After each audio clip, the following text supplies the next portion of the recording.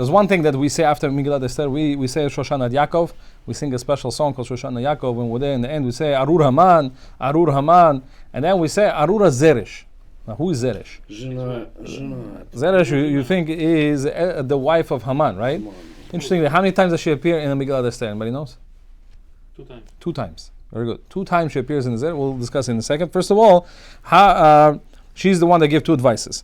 Who was her father? Does anybody know? Do we know who her father was? According to some opinions, according to the Targum Yonatan, her father was a person named Tatenai. Tatenai. He was mentioned in the book of Ezra, who tried unsuccessfully to stop the Jewish people from rebuilding the Beit HaMikdash.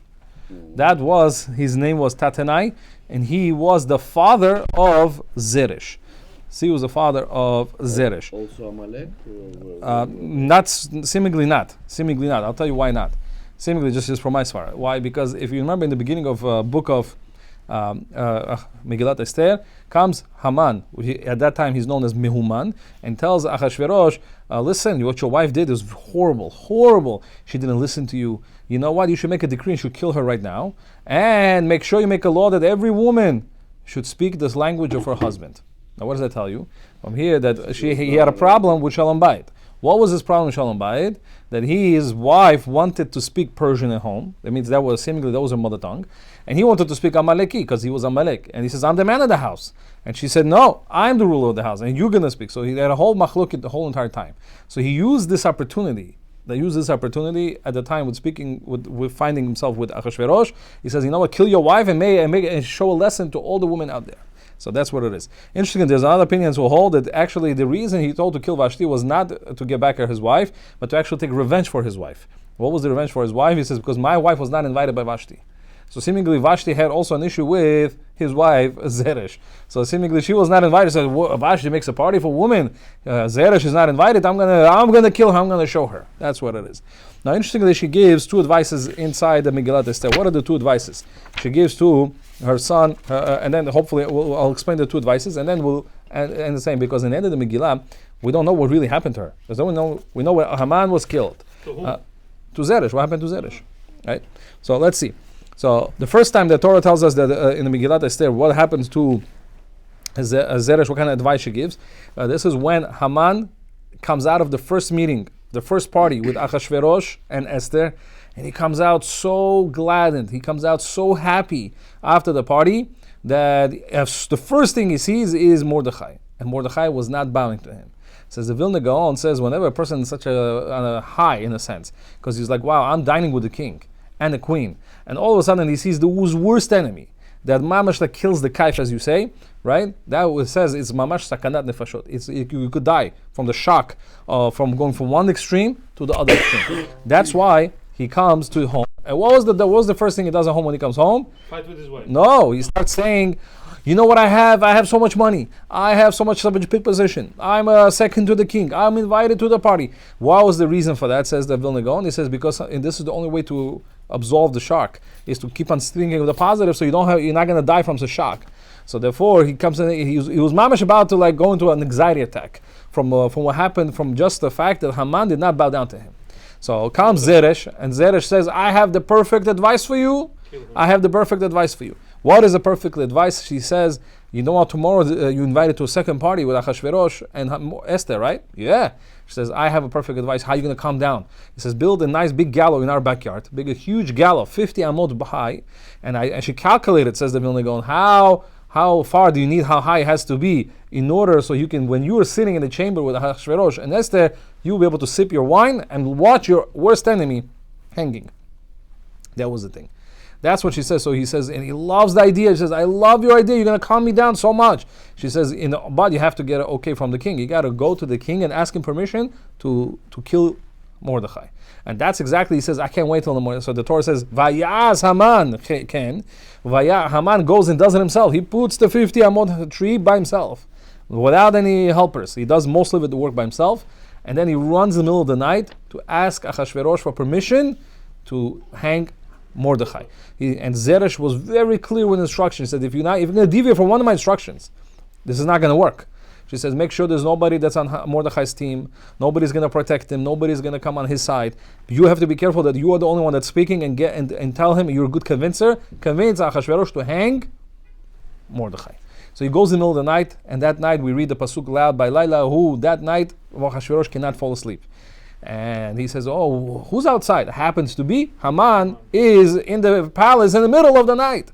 When is he doing in the middle of the night? He came to ask the first thing in the morning. He says, I want to be the first guy to walk in. He was going to wait for him in the morning. But they said, listen, Haman is there. Or just bring him in. So as soon as he had his opportunity at night to ask, Your Honor, please, let me kill my worst enemy. So he first hears the question, and he says, who do you think I should honor? How do you think I should honor somebody I love and I want to reciprocate honor to? So right away the Torah says he thought, who does he want to honor more than me? Gava kicks in, and it says, oh yeah, he starts to tell him what he wishes for himself. He thought it was him. And so comes Achashverosh and says, no, you got to go do this now to Mordechai. And the whole thing turned. This is the turning point of the Megillat Esther. So you see clearly that the advice of Zeresh, his wife, he didn't fulfill it. His gava took over him. Imagine he would have listened to every detail, it will be gone. The next time Zeresh comes is after he comes from that particular parade that he parades Mordechai in the middle of the street. He parades him. His daughter throws a garshok on him, right? A pot of feces on top of him, thinking this was Mordechai, but in reality it was her father. He comes home all disheveled. Chafui, Avel, he comes with, and he's Avel. What does Avel mean? He was Avel. Why? Because his daughter just died. Because as soon as she saw that it was her father, she threw herself off. So he comes home mourning for his daughter, all dirty and smelly, and comes his wife, and she says, listen, if this is, I'm going to tell you one little thing. If this person is, what is he? Is he Jewish? Yes. If you start falling, that's it. She says, I'm telling you right now, once you start falling to Mordechai, you will never get out again. And he didn't know what to do. He did not know what to do. So right away, as soon as it happened, they came and they whisked him out to the second party. So he came all dirty, didn't get a chance to shower up. That was who we're talking about. Now, what happened in the end? What happened in the end to Zeresh?